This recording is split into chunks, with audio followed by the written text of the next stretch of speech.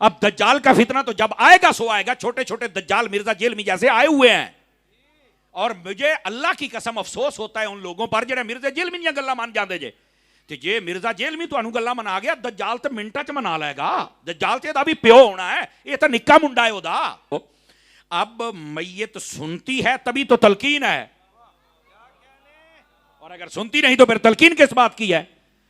بلکہ نبی پاک علیہ السلام کی سنت سے یہ بات ثابت ہے, اور یہی بات اعلیٰ حضرت امام اہل سنت رحمت اللہ تعالی علیہ آپ سے جب پوچھا گیا قبر پر اذان دینی چاہیے یا نہیں دینی چاہیے, یہ بھی آج کل کئی اسی تا آج ویکھیا ہے. میں کہ تو بہت کچھ آج, اسی بھی تینوں آج ہی ویکھیا ہے, اسی بڑیاں شے آج ویکھیاں نے. خدا دا خوف کریا کرو, جاندی کریا کرو, مسئلے نو مسئلہ رہن چھڑیا کرو یار, انہوں نویں پاسے لے کے ٹر پیندے نے.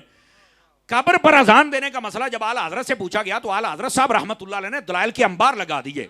آپ فرماتے ہیں کہ نبی پاک نے فرمایا کہ قبر والے کو تلقین کرو, کس سے؟ لا الہ الا اللہ سے.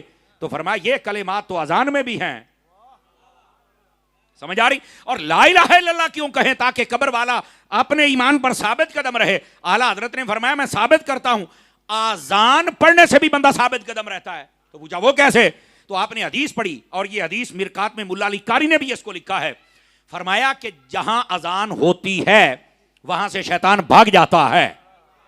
سمجھ آ رہی؟ یہ بات اپنی جگہ پہ. دوسری بات فرمایا جب بندہ قبر میں جاتا ہے, اور سنو یہ حدیث پاک باب عذاب القبر مشکات میں یہ حدیثیں موجود ہیں, بلکہ حضرت اسماء بنت ابی بکر نے جب سنی تو آپ بے ہوش ہو گئی.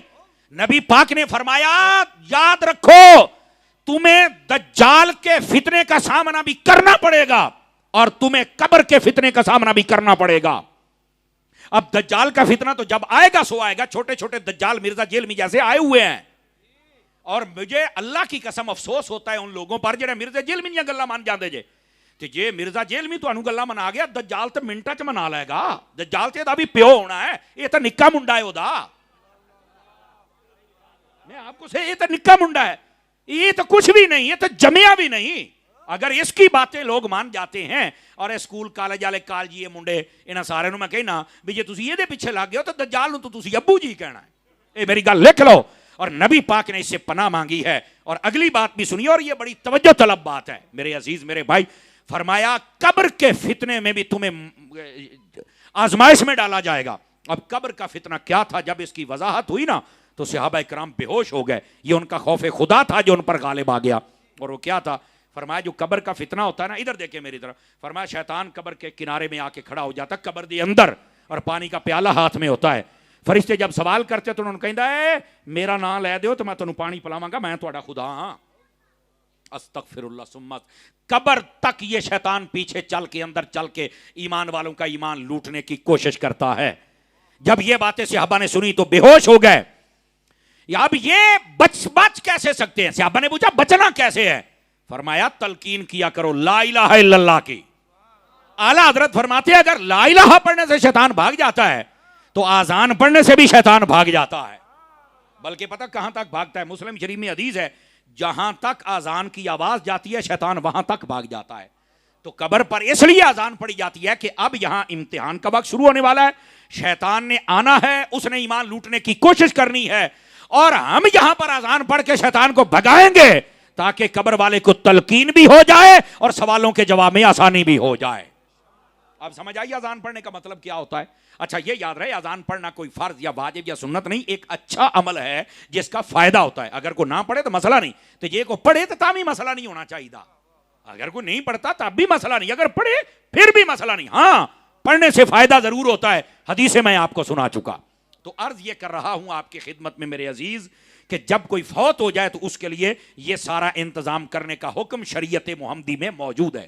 علامہ صاحب نے میرے ذمے ایک بات لگائی ہے, میں وہ عرض کرتا ہوں. پہلے میں چاہتا ہوں کہ ذرا یہ جو مضمون میں نے چھیڑا ہے آج یہ سمجھے کہ ایک مقالہ ہے اور ایک لیکچر ہے, آپ کچھ یہاں سے سیکھ کر جائیں گے تو مجھے مزہ آئے گا. چاسوی آؤندی بھئی ہے سنائیے پھر سبحان اللہ اگلی بات بھی سنا دیں. اچھا اتنے ایک اور گل سنیا جے, یہ سبحان اللہ کہلوانا کو ضروری نہیں ہے آپ سے, یہ کوئی تقریر کے SOPs نہیں ہوتے, اور نہ کوئی فرائض واجبات ہے تقریر کے, اور نہ ہی یہ کہ تسی سبحان اللہ کہنی تو سانو تاں تقریر ہونی ہے. یہ اس لیے ہوتا ہے تاکہ آپ کا ایک ذوق برابر ہمارے ساتھ جاگتا رہے, اور اس لیے بھی کہ آپ جب بولتے رہتے ہیں نا تو ہمیں بھی مزہ آتا ہے کہ یار آپ لوگ سمجھ رہے ہیں میری بات کو، اس واسطے یہ بات آپ کے سامنے کہی جاتی ہے کہ ذرا جاگ کے بیٹھیے، یہ اصل مقصد ہوتا ہے، ورنہ کوئی اور مقصد نہیں ہوتا۔ اب آئیے اگلی حدیث، نبی پاک صلی اللہ علیہ وسلم، حضرت جابر بن عبداللہ انصاری حدیث کے راوی ہیں، یہ حدیث نمبر 127-28 مشکوٰۃ شریف کی عرض کر رہا ہوں، سنیے ذرا اور غور سے سنیے سارے برادران میرے۔ فرماتے ہیں خرجنا مع رسول اللہ صلی اللہ علیہ وسلم، ہم نبی پاک علیہ السلام کے ساتھ نکلے الی سعد بن معاذ حین توفی، حضرت سعد بن معاذ کی طرف کہ جب وہ فوت ہو گئے، ہم نبی پاک کے ساتھ گئے جنازہ پڑھنے کے لیے۔ ہوا کیا؟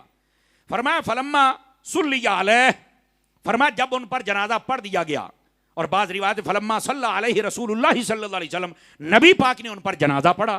یعنی کتنا خوش نصیب بندہ ہے جس کا جنازہ خود میرے مصطفیٰ پڑھا رہے ہیں۔ سنیے ذرا آگے کیا کہا، وَوَضَعَ فِي قَبْرِهِ، اور فرمایا پھر ان کو قبر میں رکھا، اور اگر وَوَضَعَ فِي قَبْرِهِ پڑھیں گے تو پھر قبر میں رکھا گیا، یہ دونوں طرح اعراب پڑھے جاتے ہیں۔ آگے کیا ہے؟ فرمایا وَصُبِّیَ عَلَیہ، پھر ان کے اوپر مٹی کو سیدھا کر دیا گیا، مٹی ڈال دی گئی۔ پھر اب جب دفن ہو گیا تو واپس آ جائے، لیکن نہیں، سبح رسول اللہ علیہ السلام، فرمایا نبی پاک نے وہاں کھڑے ہو کر سبحان اللہ کی تسبیح شروع کر دی۔ اے تہاڈی سبحان اللہ مٹھی ہوئی ہے، میں تاں آکھیا ابھی تانوں کی سمجھ آئی ہے، سبحان اللہ کی تسبیح شروع ہو گئی۔ سبح یسبح، تسبیح کا معنی سبحان اللہ کی تسبیح کرنا ہوتا ہے۔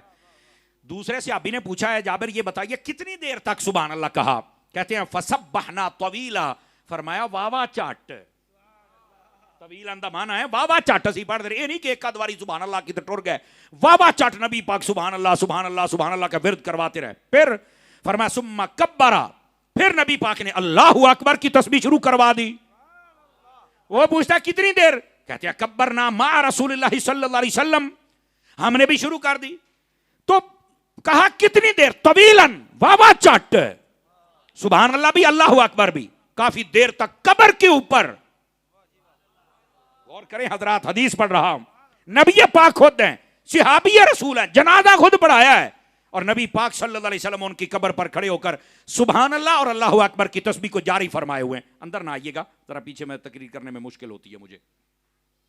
آگے کیا فرمایا؟ نبی پاک سے پوچھا گیا فقیل یا رسول اللہ صلی اللہ علیہ وسلم، اے میرے آقا یہ بتلائیے، پوچھا آگ سے لما سبحتا ثم کبرتا، یا رسول آپ نے پہلے سبحان اللہ پھر اللہ اکبر کا ورد کروایا، اس کی وجہ کیا تھی؟ جواب سن لیجئے، نبی پاک علیہ السلام نے ارشاد فرمایا لقد تضايق على هذا العبد الصالح قبره حتى فرجه اللہ، فرمایا یہ قبر تھوڑی اس نیک بندے پر تنگ ہو رہی تھی، ہم نے جب اللہ اکبر کا ورد کیا تو اللہ نے قبر کو کشادہ فرما دیا ہے۔ توجہ کیا آپ حضرات نے؟ قبر تنگ ہو رہی تھی، مرکات میں ملا علی قاری اور مرآت میں مفتی احمد یار خان نعیمی کہتے ہیں نبی پاک علیہ السلام آپ جیسے ظاہری دنیا میں دیکھتے تھے ویسے قبر کے اندر کے حالات بھی دیکھ لیتے تھے۔ اللہ نے کوئی پردہ نہیں رکھا، نبی پاک صلی اللہ علیہ وسلم کی مبارک آنکھوں سے دل فرش پر ہے تیری نظر، سر عرش پر ہے تیری گزر، دل فرش پر ہے تیری نظر، ملکوت ملک میں کوئی شے نہیں وہ جو تجھ پہ عیاں نہ ہو، ہر چیز اللہ نے اپنے محبوب پاک علیہ السلام کو دکھلائی ہوئی ہے۔ اب ذرا اس بات کو سمجھنے کی کوشش فرمائیے، نبی پاک صلی اللہ علیہ وسلم نے پہلے تو قبر میں دیکھا کہ قبر تھوڑا سا دبا رہی ہے، تو آقا کریم علیہ السلام نے فرمایا ہم نے جب سبحان اللہ الحمدللہ کہا تو قبر ہو گئی کشادہ۔ توجہ ہے میرے عزیز بھائیوں کی؟ سبحان اللہ فرمائیں تاکہ میں اگلی بات سناؤں آپ حضرات کو۔ نبی پاک علیہ السلام نے فرمایا قبر کشادہ ہو گئی۔ اب یہاں پر ملا علی قاری کو پڑھیے اور مرکات اور ساتھ میں میرات مفتی احمد یار خان نعیمی کو پڑھیے، تو انہوں نے بڑا کمال کہا۔ قاری کوئی بندہ ذہن میں سوچ سکتا ہے کہ نبی کے ہوتے ہوئے عذاب، یہ سوال ہے، نبی کے ہوتے ہوئے بھی عذاب ہوتا تھا اور صحابی کو؟ اب یہ جو صحابہ کرام کے دشمن ہیں ان کے لیے تو دلیل بن جائے گی۔ فرمایا نہیں بن سکتی، کیونکہ حدیث کے لفظ ہیں ھذا صالح، کہ یہ نیک بندہ ہے، تو عذاب والی بات تو ہو نہیں سکتی، اور جہاں نبی ہو وہاں عذاب آتا نہیں۔ کیوں؟ اللہ نے قرآن میں فرمایا ہے کہ میں محبوب جہاں آپ ہوں گے، سمجھ آ رہی ہے میری بات کی؟ ما کان اللہ لیعذبہم وانت فیہم، فرمایا محبوب جہاں آپ ہوں گے وہاں عذاب نہیں آئے گا۔ اب جہاں میرے نبی ہیں وہاں عذاب تو آئے گا نہیں، تو نبی نے تو خود جنازہ پڑھایا ہے، قبر پر موجود ہیں۔ تو پھر عذاب کیسا؟ تو کہا کہ پھر یہ قبر دبانے کا کیا مسئلہ ہے؟ اب سنیے اس کا جواب کیا ہے۔ فرمایا قبر، جب بھی کوئی بندہ قبر میں جاتا ہے تو قبر اس کو دباتی ہے، لیکن دبانے کے دو طریقے ہیں۔ بندہ کافر ہو تو دبانا اور ہے، بندہ مومن ہو تو دبانا اور ہے۔ بندہ کافر ہو تو ایسے دباتی ہے کہ اس کی پسلیاں ٹوٹ پھوٹ کر ایک دوسری میں پیوست ہو جاتی ہیں، اور اگر بندہ مومن ہو تو قبر ایسے دباتی ہے جیسے ماں اپنے بچے کو سینے سے لگا کے دباتی ہے۔ اور نبی پاک علیہ السلام نے اتنا بھی برداشت نہیں کیا کہ آج قبر ایسے دبائے، فرمایا جنہاں نو اسی سینے لایا تو نہ لانا، صدقے جاواں تہاڈی سبحان اللہ تے بھی ہیں۔ یہ اصل مقصد تھا۔ اس کا یہ مطلب نہیں ہے کہ معاذ اللہ استغفر اللہ صحابی رسول ہے تو عذاب ہو رہا ہے تو گناہ ہے تو فلاں فلاں، ایسی کوئی بات نہیں ہے۔ یہ ہمارے لوگوں کو سمجھنا چاہیے۔ اگر نہیں سمجھ آئی تو آخری بات، اور ٹائم کے دامن میں جتنی گنجائش تھی وہ بھی پورا ہونے کو ہے، اور اس کے بعد آخری حدیث ہو جائے گی، پھر دیکھیں گے ٹائم بچا تو کلام ہوگا، نہیں تو پھر علی علی۔ سبحان اللہ فرمائے نا، ذرا غور سے سنیے حدیث نمبر 128، اور اس کو غور کے ساتھ سنیے گا، مشکات شریف۔ یہی یعنی 127 نمبر حدیث ہے، تو ہوں میں سنا رہے ہیں 128 نمبر حدیث، جن کے اگر ذہن میں ہے نا کہ قبر میں عذاب کیوں ہوا، عذاب نہیں تھا، میں نے بتایا ہے، شفقت تھی، لیکن نبی نے فرمایا ساڈی شفقت ود ہے۔ اب اگلی حدیث شریف سنیے، نبی پاک صلی اللہ علیہ وآلہ وسلم آپ نے ارشاد فرمایا، حضرت عبداللہ بن عمر اس حدیث کے راوی ہیں، فرمایا قال رسول اللہ صلی اللہ علیہ وسلم، میرے آقا نے فرمایا ھذا الذی تحرک لہ العرش، کاش کہ یہ ترجمہ سمجھانے میں کامیاب ہو جاؤں، فرمایا یہ میرا سعد ہے، جب فوت ہوا تو اللہ کا عرش بھی ہل گیا۔ اور اگلی بات فرمایا صرف عرش نہیں ہلا، فتحت لہ ابواب السماء، اللہ نے آسمانوں کے دروازے بھی کھول دیے۔ کیوں؟ وَشَاهِدَهُ 70,000 مِّنَ الْمَلَائِكَةِ، 70,000 فرشتے اللہ نے بھیجے۔ گناہگار کے مرنے پر عرش نہیں ہلتا، دروازے نہیں کھلتے، 70,000 فرشتے اس کے جنازے میں نہیں آتے۔ یہ صحابہ کے لیے آتے ہیں یا آل رسول کے لیے آتے ہیں؟ تو اب اگلی حدیث بتا رہی ہے ان کا مقام و مرتبہ۔ اور پھر آگے کیا کہا نبی پاک صلی اللہ علیہ وآلہ وسلم، آپ نے فرمایا لقد دمتن ثم فرجا، فرمایا جب یہ ایسے آئے تو پہلے تو قبر تھوڑی تنگ ہو رہی تھی نا، اور دبانے کے حوالے سے، فرمایا پھر ایسا اللہ کا ذکر ہوا کہ ساری قبر کو کشادہ فرما دیا گیا۔ تو مطلب گناہ نہیں تھے، مطلب یہ تھا کہ قبر دباتی تھی۔ مجھے لگتا ہے کہ نبی پاک نے اس دن سے قبر کو روک دیا ہوگا کہ جڑا ساڈا ہوئے اسی آپ ہی سانبھ لیں گے۔ سمجھ آ رہی ہے میری بات کی؟ اس کا مطلب یہ ہے میرے عزیز میرے بھائی، میں نے یہ باتیں آپ کی خدمت میں اس لیے عرض کی تاکہ آپ کو پتا چلے کہ قبر پر جانا یا قبرستان جانا یہ خود میرے مصطفیٰ جان رحمت کی سنت ہے۔ سمجھ آ رہی ہے؟ اور یہی آقا کریم صلی اللہ علیہ وسلم حدیث شریف میں ہے کہ جب کوئی بندہ قبر میں جاتا ہے 3 سوال ہوتے ہیں، پہلا من ربو کا، ما دینوں کا، اور تیسرا ما کنت تقول فی حق ھذا الرجل، اس کو جب کہا جاتا نا ما کنت تقول فی حق ھذا الرجل، اس ہستی کے بارے میں کیا کہتا تھا، تو فرمایا وہاں حضور کی تصویر نہیں ہوتی، ھذا الرجل تصویر کو نہیں کہتے۔ سمجھ آ رہی ہے؟ وہ نبی پاک صلی اللہ علیہ وسلم کا دیدار کروایا جاتا ہے۔ اور یہاں مرکات کے اندر ملا علی قاری نے سوال اٹھایا، اتنے بندے مرتے ہر قبر میں حضور کیسے جاتے ہیں؟ فرمایا جیسے سورج ہے نا، سورج یہ دنیا کے ہر بندے کو روشنی پہنچاتا ہے ایکو جگہ تھے، لیکن سارے دے کہا روشنی اپڑ دی پئی ہے۔ فرمایا اسی طرح میرا نبی نبیوں کا سورج ہے، اگر یہ سورج ہر جگہ پہنچ سکتا ہے تو جو نبیوں کا سورج ہے وہ بھی ہر جگہ پہنچ سکتا ہے۔ یہ نبی پاک صلی اللہ علیہ وسلم کا کمال ہے۔ ٹھیک ہے؟ تو آقا کریم علیہ السلام ہر قبر میں جلوہ گری فرماتے ہیں۔ اور پھر ملا علی قاری نے یہاں ایک اور بات بھی لکھی ہے، ملا علی قاری فرماتے ہیں کہ کئی بندے ایسے ہوتے ہیں جن سے جب پوچھا جاتا ہے نا کہ بتاؤ یہ کون ہیں، بڑی پتے کی بات ہے، وہ خود کہتا ہے یہ میرے آقا ہیں صلی اللہ علیہ وسلم۔ اور کئی بندے ایسے ہوتے ہیں جن کے بارے میں پوچھا جائے تو میرے نبی خود کہتے ہو اینو نہ پوچھو، مینو پوچھو کون ہے۔ اور یہی ملا علی قاری نے مرکات میں ایک اور بات لکھی، اور اسی بات کو علامہ مفتی احمد یار خان نعیمی نے لکھا، فرمایا جو بندہ نبی پاک کے حسن و جمال کو نہیں سنتا، جو نبی پاک کے معجزات کو نہیں سنتا، جو نبی پاک کی شانوں کو نہیں سنتا، جو نبی پاک علیہ السلام کے میلاد کو نہیں سنتا، حضور کے خصائص کو نہیں سنتا، فرمایا قبر میں وہ نہیں پہچان سکے گا، اسے تو پتہ ہی نہیں کہ میرے نبی کیسے ہیں۔ اور جو نبی کے کمالات اور شان اور حسن اور معجزات اور نبی کا اختیار اور علم غیب اور حاضر و نادر نور و بشر اس کو سنتا رہے گا، فرمایا کوئی نہ کوئی جھلک پہچان کے خود کہے گا اے تو وہی ہے جن کی باتیں میں کیا بھی کرتا تھا، میں سنا بھی کرتا تھا۔ ہاں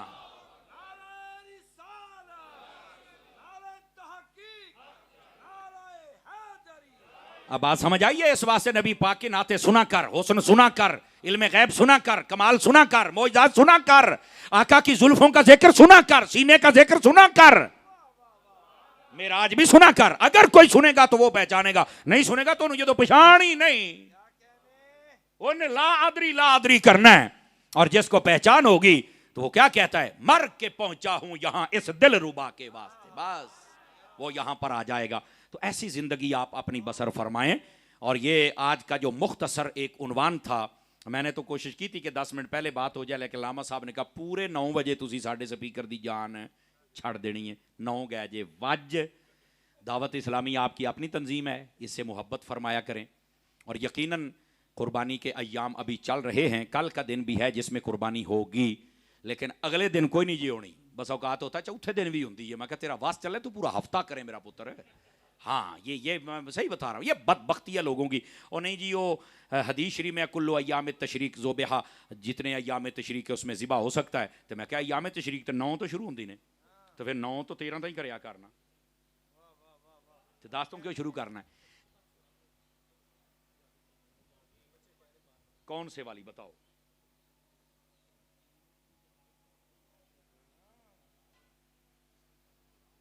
اللہ اکبر۔ اب علامہ صاحب مجھے کہہ رہے ہیں کہ ایک بات آئے گی آواز ایسی آپ پہ، مینوں آؤندی پئی ہے، مینوں آؤندی پئی، میں تھوڑا تو بہت سننا، میرے کان بڑے تیز نے کاکا، واہ بھائی واہ، سبحان اللہ فرمائیے ذرا پیار کے ساتھ۔ ادھر دیکھیے، ایک حدیث شریف کی فرمائش ہوئی، پہلے نعت خانہ ہوندی یا مولوی نو بھی ہوندی پئی جی، لیکن یہ پہلے مسئلہ سن لیں۔ ذبح جو قربانی کا جانور ذبح کیا جاتا ہے 3 دن، 10، 11 اور 12 کی مغرب، اس سے پہلے آپ جانور ذبح کر سکتے قربانی کا، 13 والے دن آپ ذبح کر سکتے۔ اچھا اس میں دن میں بھی کر سکتے، رات میں بھی، دن میں ذبح کرنا افضل ہے، رات میں منع ہے۔ اگر لائٹنگ زیادہ ہو جس میں قربانی کرتے وقت ساری رگیں کٹ جائیں تو پھر وہ رات میں بھی قربانی کرنا جائز ہے، کوئی منع نہیں ہے۔ جو منع کیا گیا تھا اس کی وجہ تھی کہ کہیں ذبح کرنے میں کوئی کمی نہ رہ جائے۔ اچھا ہر ایام تشریق اگر ذبح کا دن ہے تو پھر 9 تو شروع کر کے 13 تک جاؤ، 9 کو کرتا کوئی نہیں۔ اور 3 دن پر دلیل بھی ہے موجود، حضرت عبداللہ بن عمر نے فرمایا قربانی 3 دن ہے، اللہ خیر صلی اللہ، لیکن نبی پاک کی حدیث بھی بتاتی، حضور نے فرمایا 3 دن سے زیادہ قربانیوں کا گوشت اپنے گھر پہ نہ رکھنا۔ تو اگر چوتھا دن بھی ہوتا تو نبی پاک فرماتے 4 دن سے زیادہ نہ رکھنا، 3 دن کا ذکر ہے۔ اگلا سال جب آیا تو میرے نبی سے پوچھا گیا، حضور پچھلے سال تو آپ نے کہا تھا 3 دن سے زیادہ قربانی کا گوشت کوئی نہ رکھے، اب فرمایا پچھلے سال غربت زیادہ تھی، قربانیاں تھوڑی تھی، اس لیے میں نے کہا سب تک گوشت پہنچ جائے، اور اس مرتبہ بڑی فراوانی ہے، 3 دن رکھو تے پاویں 5 دن رکھو تے پاویں سارا سال رکھو۔ تو یہ 3 دن کا جو ذکر ہے، نبی پاک کی حدیث بتاتی ہے کہ قربانی کا گوشت رکھنے کی اور نہ رکھنے کی بھی جو حدیث ہے اس میں 3 دن کا ذکر ہے، تو قربانی کتنے دن ہے؟ 3 دن، اس سے زیادہ نہیں ہے۔ یہ فتنہ پرور لوگ آپ کو چوتھے دن ملیں گے سوشل میڈیا دے اوتے، جڑے کمرے وچ بیٹھ کے پڑھ دے نا مرزا جیل میں ارگے، وہ ایدے پٹریوں لاہ دے جے، کیونکہ حدیث کا علم نہیں ہوتا، سیاق و سباق سمجھتے نہیں تو پھر پٹری سے اتر جاتے ہیں۔ علامہ صاحب نے جو میرے ذمہ بات لگائی ہے، یہ آپ اوور ٹائم ہے، یہ ہن کتنا گھنٹہ لگدا، 2 لگدے تواڈے مقدر جے کاکا، لیکن گل سن لیا جے، کئی چپ ہو گئے بھی یہ مولوی پتہ نہیں ساڈے نال کرو کی ہے۔ بات ختم کرنے لگا ہوں لیکن بات سن لو۔ نبی پاک صلی اللہ علیہ وسلم کی ایک حدیث ہے، ادھر دیکھیے ذرا، پہلے آپ کو مسئلہ بھی عرض کر دوں نا۔ القول البدی کے اندر علامہ سخاوی نے بھی اس بات کو لکھا اور بڑے بڑے ائمہ محدثین نے اس روایت کو لیا ہے۔ ایک شخص آیا نبی پاک کی خدمت میں، توجہ فرما رہے ہیں آپ حضرات، ادھر میری طرف دیکھیے سارے۔ اس نے کہا جی میرے عیالداری زیادہ ہے، بچے زیادہ ہیں، غریب ہوں، تو آپ مہربانی کیجئے میرے لیے دعا کیجئے میں امیر ہو جاؤں، مال و دولت آ جائے۔ نبی پاک چاہتے تو آپ دعا کرتے، اس کا کام ہو جاتا۔ میرے نبی نے فرمایا تجھے ایک عمل بتاتے ہیں، کیا؟ فرمایا جب بھی تو نے اپنے گھر میں داخل ہونا ہے نا تو سب سے پہلے دایاں قدم اندر رکھ کے گھر والوں کو سلام کہنا ہے۔ اس نے کہا جی ٹھیک ہو گیا۔ دوسرا کام، فرمایا دوسرے نمبر پر تم نے مجھے سلام کہنا ہے، نبی پاک میری ذات پر سلام کہنا ہے۔ اچھا تیسری بات، نبی پاک صلی اللہ علیہ وسلم نے ارشاد فرمایا اس کے بعد تم نے ایک مرتبہ قل هو اللہ احد، یہ پوری سورت پڑھنی ہے۔ 3 چیزیں، दायां कदम अंदर रख के आपने घर वालों को सलाम कहना है। दूसरी बात फरमाया कि तुमने नबी पाक की जात पर सलाम पढ़ना है। तीसरी बात फरमाया कुल हु अल्लाह पढ़नी है। लो जी वजीफा आ गया मदीने वाले का। दुआ 2 नंबर पीरां दे वजीफे भी चुकी फिर हो ना। 1 नंबर पीर नूं तो मैं मानना, मैं खुद हजरत अतार का मुरीद हूं, मैं 1 नंबर पीर को मानता हूं, लेकिन पीर सुभान अल्लाह पीर होना चाहिए है। तो अर्ज करने का मकसद यह है, ये नबी पाक ने वजीफा दिया, इस पर भी अमल फरमाए। फरमाया जब तू ये कर लेगा तो गरीबी तेरे घर में नहीं रह सकती, अल्लाह ताला तुझे फरावानी अता फरमा देगा। अमीर होने का सौखा नुस्खा, घर में जब दाखिल हो तो घर वालों को सलाम पढ़े, हजूर को सलाम पढ़े, एक बार कुल हु अल्लाह पढ़े, आए वजीफा जे। अब ये घर में दाखिल होने का तरीका भी है कि जब घर में जाना है तो घर वालों को सलाम करना, एम ही नहीं कि जनाब अली कार बड़े ठुड्डे मार दे, आश है क्यों भाई, आश है कदी जनाब अली बीवी दे दुआले, कदी बच्चों के दुआले, कदी अम्मा बाबा भरावां दे दुआले। भाई घर जाना है इंसान बन के, सुल्तान राय बन के नहीं। इस वास्ते इंसानियत के दायरे में रह के घरों में जाना। हमें बस औकात घर जाने का, दाखिल होने का नहीं पता। सलाम कहो, सलामती की दुआ दे दो। दूसरे नंबर पर नबी पाक की जात पर सलाम पढ़ना है। मुल्ला अली कारी ने यहां सवाल उठाया, नबी पाक तो मदीने में है, सलाम तो उसको कहा जाता जो सुने, तो क्या नबी पाक सल्लल्लाहु अलैहि वसल्लम हमारे घर में है कि सलाम सुनना है? अब ये जवाब सुनिए, सुनियों का अकीदा। मुल्ला अली कारी ने लिखा, फरमाते हैं ले अन्ना रूहहू मौजूदुन फी बुयूतिल मुस्लिमीन। फरमाया जो नबी होता है वो अपने दीवानों के घर में रूहानी तौर पर जलवागर होते हैं, लेकिन वो घर जिनमें ना नमाजें हूं ना कुरान पढ़ा जाए, हर वेले टीवी चलन तो फेसबुक चलन तो व्हाट्सएप ते ही सारा लगा हो, उथे की नबी पाक ने आना। खुदा के बंदो जरा ऐसे आमाल भी करो कि पता तो चले कि हमारा घर ये हुजूर के गुलामों का घर है जनाब।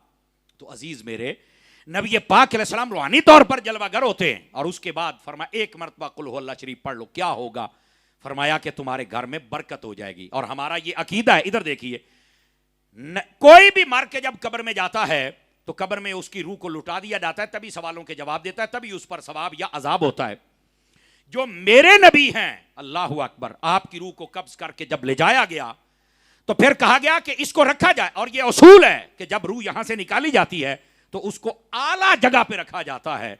नबी पाक के जिस्म से आला जगह है ही कोई नहीं, तो दोबारा लौटाकर नबी पाक के जिस्म अक़दस में ही इस रूह को रख दिया गया। मेरे नबी जैसे कल जिंदा थे, मेरे नबी वैसे आज भी जिंदा हैं, लेकिन पहले हर किसी को नजर आते थे और अब किसी किसी को नजर आते हैं। ये असल मोहब्बत की बात है। बस अगर देखना हूं कैसे नजर आएंगे, इधर देखो, मैं तुम्हें एक मिसाल देवां। दुध दी बाल्टी होवे तो ਉਹਦੇ ਵਿੱਚ मक्खन ਹੁੰਦਾ ਜਾਂ नहीं, दसो मैनू, बोलो सारे। दिसदा ते कोई नहीं ਤੁਹਾਨੂੰ, ਕਹਿੰਦੇ नहीं जी वो वेखण वास्ते दे कि मुकम्मल प्रोसीजर करना पड़ता है। पहले दुध ਨੂੰ तत्ता करना पैंदा है, फिर ਉਹਨੂੰ जनाब अली जाग लाउणी पैंदी है, ते फिर ਉਹਨੂੰ राती संभाल के रखना पैंदा किते कोई बिल्ला शिल्ला ना पी जाए, एक मखसूस टेम्परेचर पर। और उसके बाद सुबह के अंदर वो जमता है तो फिर उसको मदानी के साथ रिड़का जाता है, तो फिर चल के मक्खन नजर आता है। मैं क्या दुध वेखना ते इन्हें खेखन करने पाया तेनू, ते नबी तेनू एवं नजर आ जाए, कुछ कर पुत नहीं। तवज्जो फरमाई आप हजरात ने, जिस तरह दूध में मक्खन है नजर नहीं आता, मानना पड़ता है, वैसे ही जमाने में नबी है नजर नहीं आता, मानना पड़ेगा। अगर मक्खन देखना है तो तुम्हें कोशिश करनी पड़ती है, वैसे नबी को देखना है तुम्हें कोशिश तो करनी पड़ेगी ना। तो वो कोशिश ये है, तहज्जुद पढ़ा कर, समझ आई, नमाजें पढ़ा कर। जब ये ईमान का दूध पक्का हो जाए तो फिर किसी अल्लाह दे वली दे हाथ में हाथ दे के जाग भी लाया कर। जे सुल्तान बाहू ने फरमाया, जाग बिना दुध जमदे नहीं हो बाहू, भावें लाल होवन कड़ कड़ के। ए सुल्तान बाहू ने फरमाया, जागी है मनन ते आवे तो लस्सी दा वसीला मान जाते, ना मनन ते नबी दा नहीं मानते। वाह भाई वाह, लस्सी तो बगैर तुमने जमा के बखा। तो इसके बाद फरमाया कि जब ये जाग लग जाएगी और ताजतें पढ़ेगा तो फिर एक वक्त आ जाएगा तुझे भी मेरे मुस्तफ़ा का दीदार नसीब हो जाएगा। अल्लाह करीम हमें अमल की तौफीक अता फरमाए।